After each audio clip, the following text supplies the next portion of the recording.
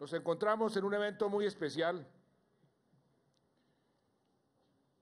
un cambio en la comandancia de nuestras fuerzas militares. A los comandantes que se retiran, al general Jaime Lasprilla, al almirante Hernando Wills, al general Guillermo León, mis agradecimientos profundos a ellos y a sus familias. Qué bueno haber podido otorgarles antes de esta despedida esta condecoración, que es la más alta que se le puede entregar a un oficial después de la Cruz de Boyacá, la Orden al Mérito Antonio Nariño en el grado de Gran Cruz.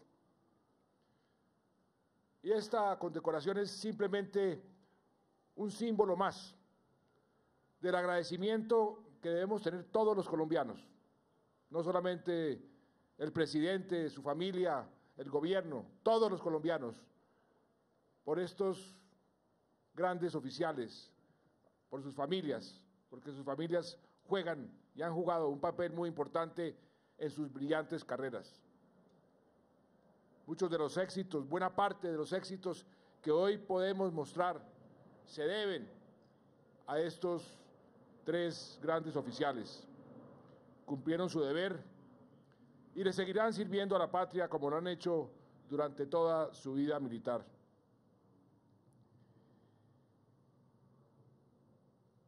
Y le damos la bienvenida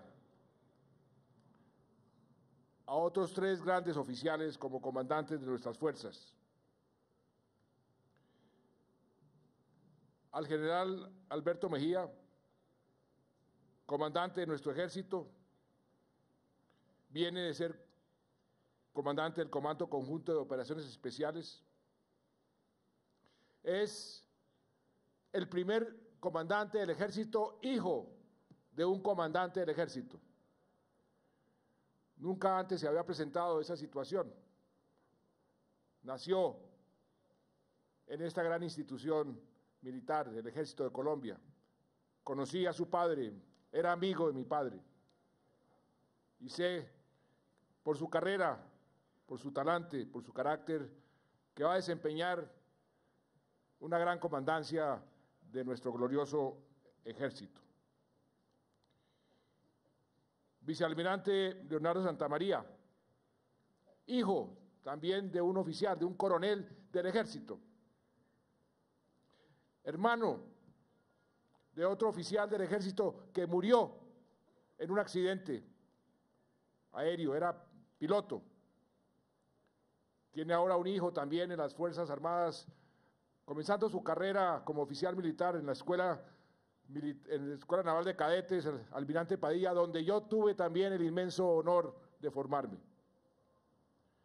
He seguido la carrera del vicealmirante Santamaría muy de cerca y también sé que va a comandar nuestra gran Armada Nacional con gran inteligencia y con gran efectividad. Y el general Carlos Bueno, comandante de la Fuerza Aérea, lo conozco también hace mucho tiempo, siendo el capitán, era el piloto de uno de los aviones de la Fuerza Aérea. Yo era designado a la presidencia de la República hace cerca de 25 años, ministro de Comercio Exterior, el primero. Nos tocó ir a una reunión muy importante, muy urgente en Montevideo. Y recuerdo compartir con el entonces capitán Bueno momentos muy angustiosos. Tal vez la única vez donde yo pensé realmente que iba a ir prematuramente allá donde el Señor. Pero vi el temple, vi esa tenacidad del hoy general Bueno, a quien también le he seguido la carrera muy de cerca y sé que va a comandar la Fuerza Aérea como lo hizo ese momento de angustia en ese avión donde tanto sufrimos. Estos tres oficiales eran coroneles o capitanes de navío cuando hace 9 años, 20 de julio del 2006, yo asumí el Ministerio de Defensa. El general Alberto Mejía era coronel comandante de la Brigada de Fuerzas Especiales. El almirante Santa María era capitán de navío, comandante del Comando Específico de San Andrés y Providencia. Y el general del aire Carlos Bueno era coronel, comandante de la base aérea en Barranquilla, el CACOM 3. Ellos son entonces testigos excepcionales de lo que hemos logrado desde ese momento, en estos últimos años, porque lo han vivido, lo han sentido, han participado, y por eso entenderán perfectamente el momento en que nos encontramos. Hace 9 años llevábamos 42, 43 años de guerra contra una organización que no habíamos sido capaces de doblegar, cuyos jefes se pavoneaban por el territorio como Pedro por su casa, burlándose de nuestras fuerzas. Esa situación nos propusimos cambiarla. Y la cambiamos, haciendo unos cambios excepcionales en la forma como opera nuestra inteligencia. Pusimos a las inteligencias a trabajar en forma coordinada, en forma conjunta, en lugar de competir entre ellas. Eso nos llevó a hacer una serie de cambios en la forma como se desarrollaban las operaciones. Esas operaciones que se demoraban 15, 20 días entre el momento en que se tenía una información y el momento en que se operaba, se redujo a 12, 18 horas, 24 horas, y comenzamos a dar esos golpes contundentes a los objetivos de alto valor que se han venido dando en estos 9 años y que cambió la correlación de nuestras fuerzas. Comenzaron a caer cabecillas uno detrás de otro. Solamente en lo que lleva este gobierno, vamos a cumplir 5 años, llevamos 64 cabecillas de las FARC, más de 20 del ELN. Unos resultados contundentes en todo sentido. Se acordarán estos oficiales que cambiamos también la doctrina. Hasta ese momento los resultados se medían por número de bajas, de muertes del enemigo. Yo cambié eso. Me acuerdo muy bien un discurso en la escuela de suboficiales del Ejército, donde dije, a partir de este momento, las prioridades serán las siguientes. En primer lugar, los desmovilizados. En segundo lugar, los capturados. Y en tercer lugar, cuando haya necesidad, los dados de baja. E iniciamos también un gran esfuerzo para internalizar la cultura del respeto por los derechos humanos, porque esa es la base de la legitimidad de cualquier fuerza armada, aquí o en cualquier lugar del mundo. Simultáneamente continuamos el ejercicio, el esfuerzo de ir fortaleciendo las capacidades de nuestras fuerzas en todo sentido, en sus equipos, en su entrenamiento, en su disciplina. Un ejercicio y un esfuerzo que comenzó hace muchos años, cuando estábamos en la época del presidente Pastrana, que yo era ministro de Hacienda. General Mora era comandante del Ejército, General Tapias era el comandante de las fuerzas militares. Y ese proceso de fortalecimiento lo continuamos. En el año 2006, hace 9 años, hicimos pasar por el Congreso, con la ayuda del hoy ministro de Defensa, Luis Carlos Villegas, quien se la jugó toda por el impuesto al patrimonio con destino al fortalecimiento de las fuerzas militares. Unos recursos que han sido invertidos para que hoy podamos decir que tenemos las fuerzas más poderosas, mejor entrenadas, mejor equipadas de toda nuestra historia, dando resultados todos los días. Resultados que también tienen que ver con esfuerzos en la capacitación. Creamos en estos últimos años los comandos conjuntos, siguiendo una doctrina de otros países, siempre buscando la unidad, la coordinación entre las diferentes fuerzas, porque esa unidad y esa coordinación resulta mucho más eficaz en la lucha contra cualquier enemigo. Creamos las fuerzas de tarea con objetivos específicos. Llevamos 11 fuerzas de tarea, la última, la fuerza de tarea Titán, destinada al Chocó. Qué gran tarea la que han hecho estas fuerzas de tarea. Ahí están los resultados. Nos los metimos por primera vez a las madrigueras del enemigo. Y eso nos permitió los resultados que hemos obtenido. Por eso, qué voces tan insensatas y tan fuera de la realidad. Cuando dicen que en estos últimos años el enemigo se ha fortalecido, que las FARC están más fuertes que nunca. Eso es contraevidente, eso es falso, eso es simplemente una crítica sin ningún tipo de evidencia. ¿Para qué? No me explico. Porque ni las Fuerzas Armadas se van a desanimar con ese tipo de críticas, ni el presidente de la República va a cambiar su determinación de seguir adelante. Quisimos cambiar también la doctrina en materia de control territorial. Pusimos en marcha el Plan Patriota y después los planes o el Plan Espada de Honor, con objetivos precisos, con planes específicos, y eso se ha venido cumpliendo año tras año.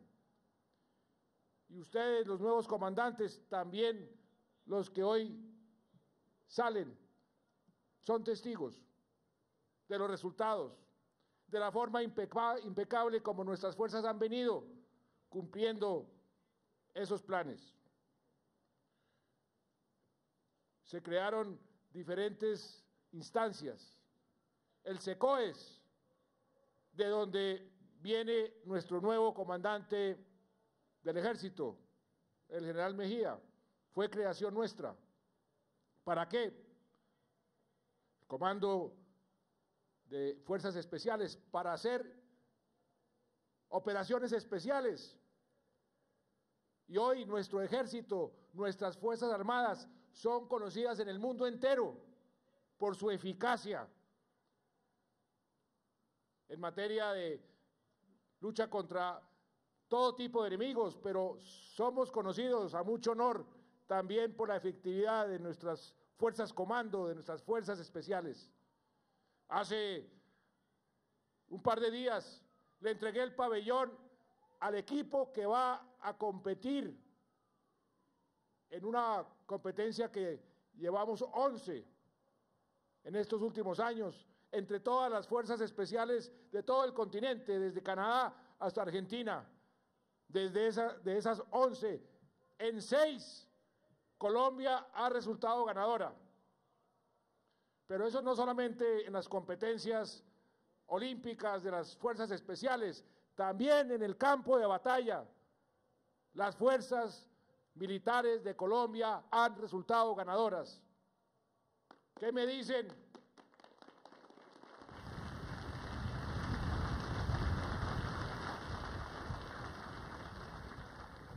¿Qué me dicen?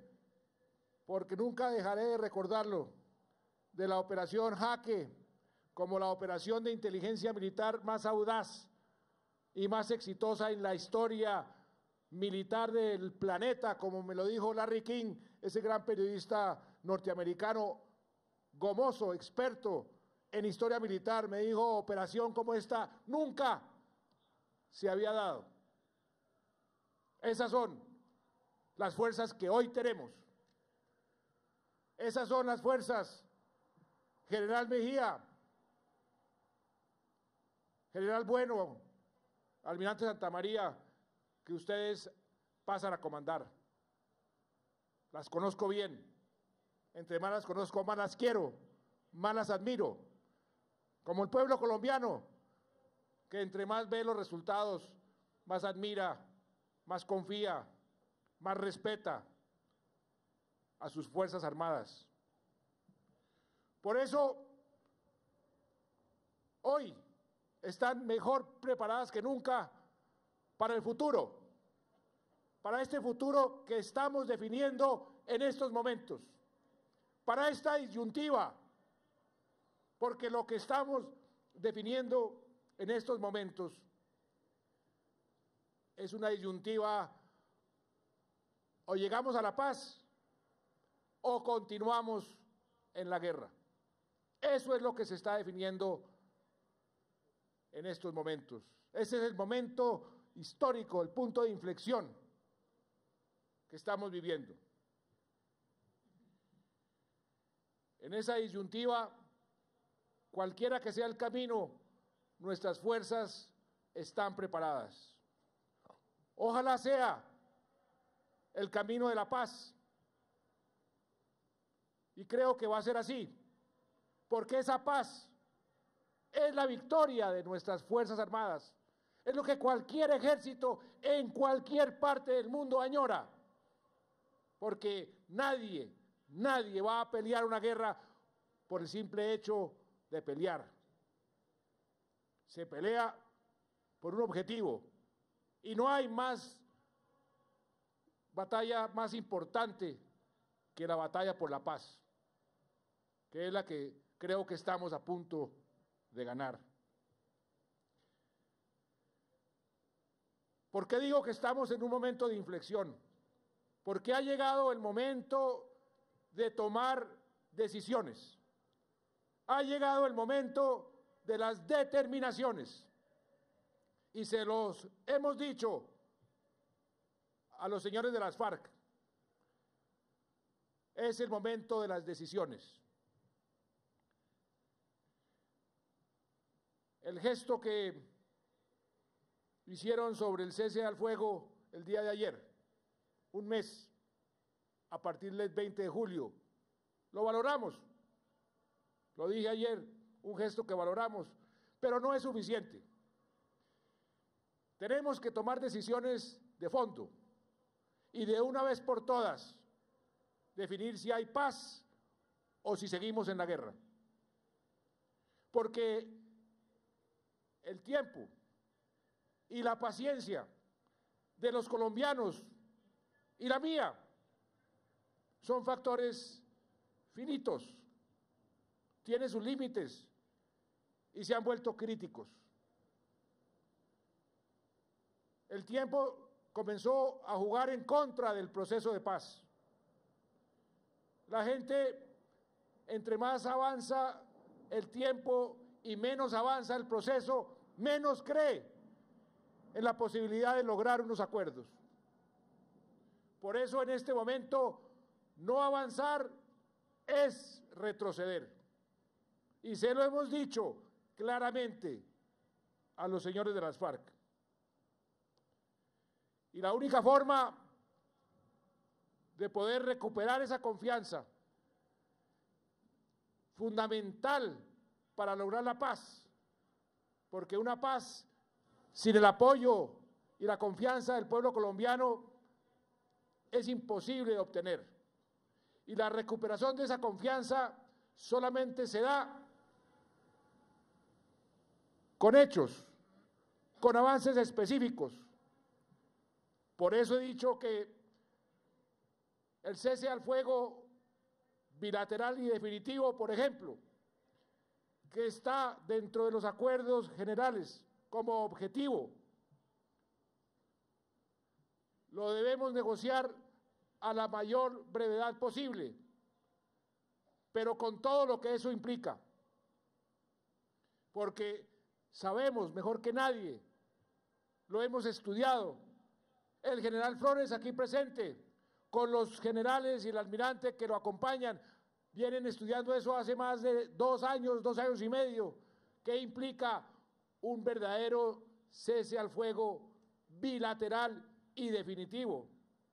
Tenemos que verificarlo, tenemos que tener todas las garantías, tenemos que saber cómo se administra y no es cosa fácil.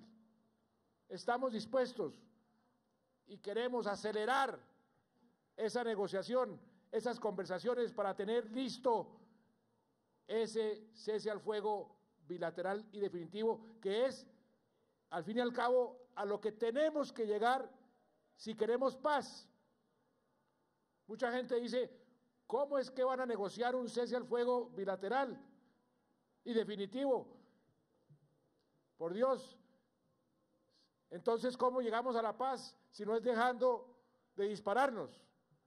Y eso es lo que en este momento tenemos que acelerar.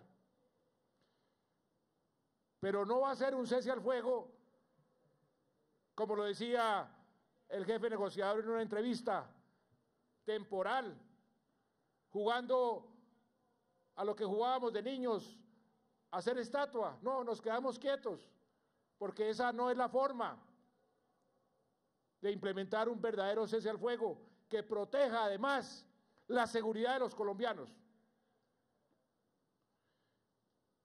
Y además, el otro ingrediente fundamental es que no solamente se tiene que acelerar la negociación sobre cese al fuego bilateral y definitivo, sino que se tiene que acelerar lo que queda de la negociación, los puntos fundamentales, sobre todo el punto más importante que queda por negociar, para que así podamos concluir los acuerdos y ponerle fin al conflicto.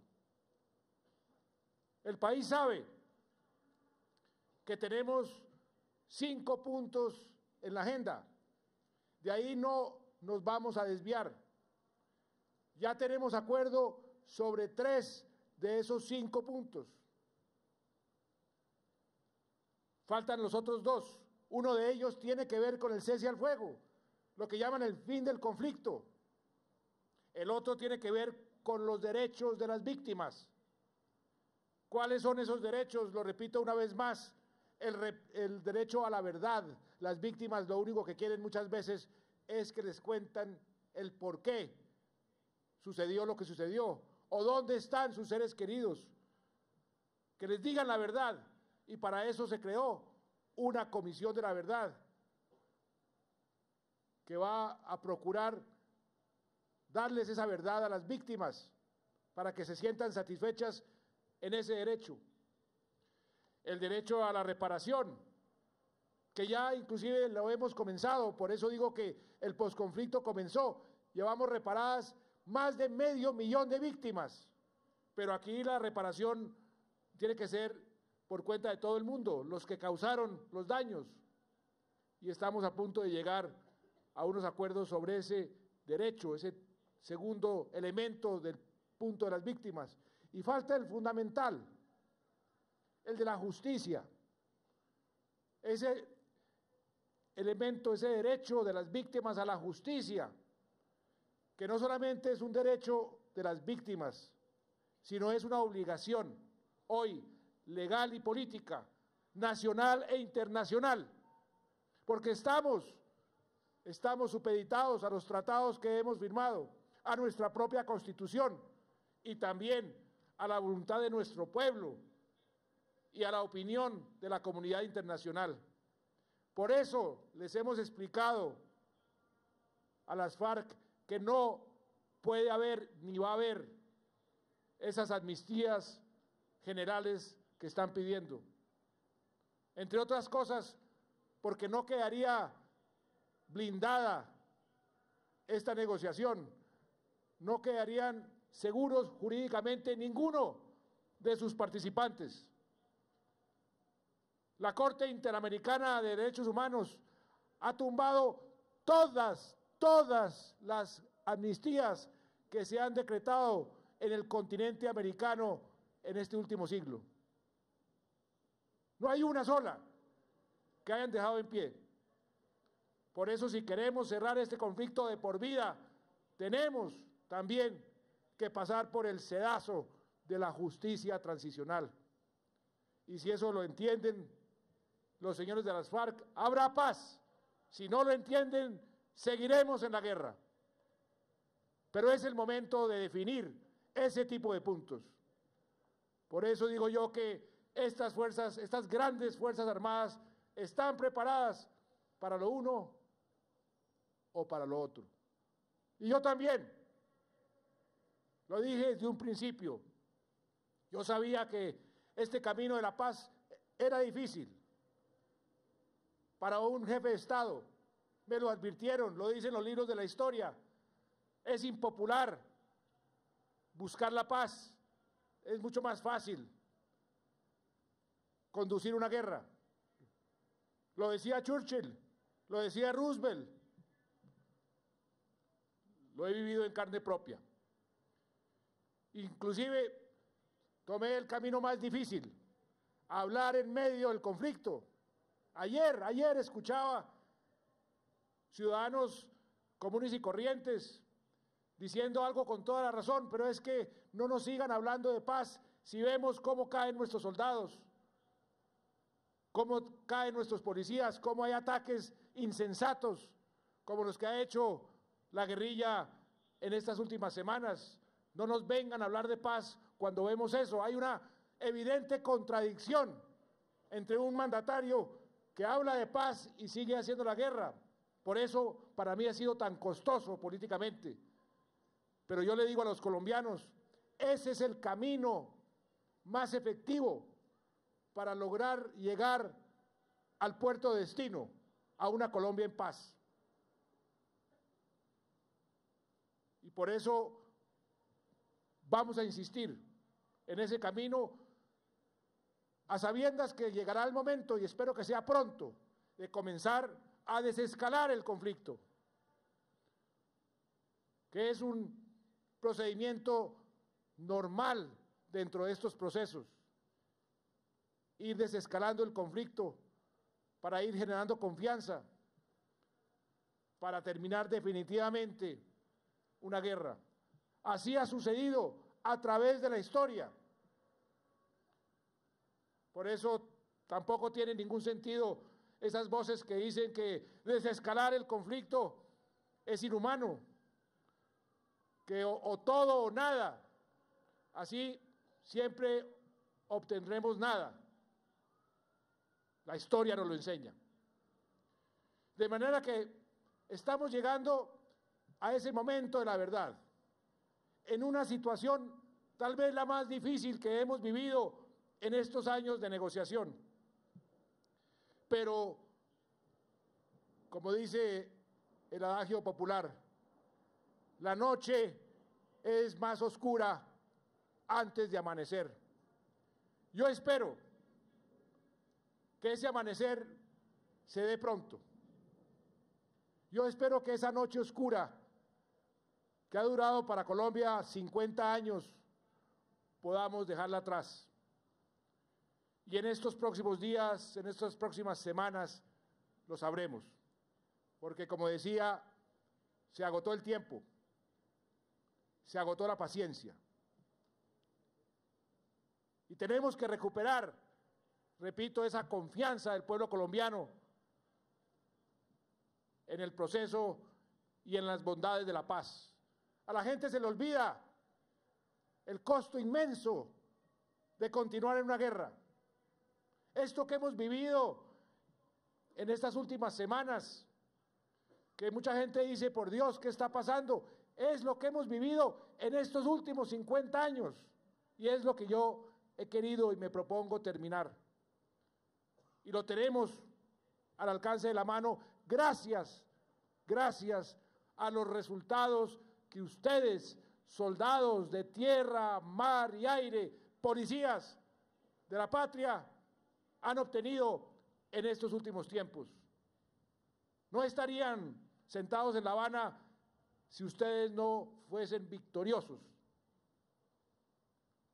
Y el futuro de nuestras fuerzas, yo miraba estos 3 batallones internacionales, Batallón Colombia, Corea, Sinaí, el del Suez,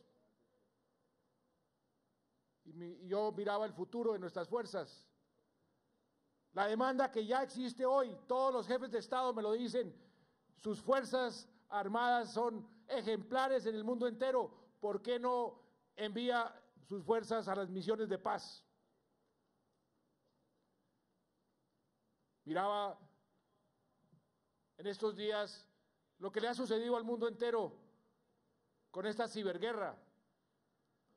¿Cuántos oficiales más no tenemos que enviar a las universidades al exterior a especializarlos en otras modalidades?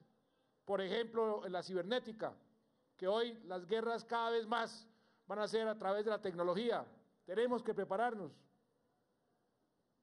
Esta noche voy a Colfuturo, el evento de Colfuturo. Más de 120 oficiales ya están siendo beneficiados por esas becas para irse a las mejores universidades del exterior a especializarse, a regresar y aportarle a nuestras fuerzas su conocimiento para ir mejorando cada vez más su calidad, su capacitación, su conocimiento. Yo veo a nuestras Fuerzas Armadas cada vez más fuertes, cumpliendo misiones diferentes, a irse a la selva, a pelear con una guerrilla, misiones inclusive más importantes desde el punto de vista de la estrategia militar, de la defensa de nuestra soberanía, de la defensa de la seguridad de los colombianos. Tengan la seguridad, queridos soldados de tierra, mar y aire, queridos policías, que la paz es su victoria y la victoria de todos los colombianos, y que estamos en los momentos fundamentales, cruciales, para definir ese futuro. Pero que ustedes, y eso es lo que le quiero decir al pueblo colombiano, tengan la tranquilidad que cualquiera de las decisiones que se tomen, nuestras Fuerzas Armadas están hoy en su mejor momento. Nuestras Fuerzas Armadas están preparadas para asumir y administrar la paz o para continuar la guerra. Esta mañana, un vocero de las FARC decía que reafirmaban su decisión de hacer dejación de las armas, pero que pedían las garantías de que no los fueran a matar, para impedir que tengamos que contemplar impasibles cómo vuelve a producirse en Colombia el exterminio de una fuerza política nacida de un proceso de paz, tal como ocurrió con la Unión Patriótica, porque queremos convertirnos en una organización política abierta con derecho a pensar y disentir, actuando sin la zozobra de la amenaza, la persecución y la muerte. Yo les digo que efectivamente les daremos todas las garantías y que ¿quién los va a cuidar? Aquí están. Nuestras Fuerzas Armadas son los que van a garantizarles a todos los colombianos su derecho a disentir, su derecho a hacer política, pero en el caso de las FARC, sin armas. De eso se trata este proceso de paz. Nada más que dejen las armas y sigan haciendo su política con todas las garantías constitucionales y democráticas, pero sin violencia, sin guerra, ni más ni menos. Y si entienden que ese es el camino, bienvenido sea. Si no entienden que ese es el camino, seguiremos combatiendo como lo hemos venido haciendo, pero en forma victoriosa, como también lo hemos venido haciendo. ¡Que vivan nuestras Fuerzas Armadas! Muchas gracias.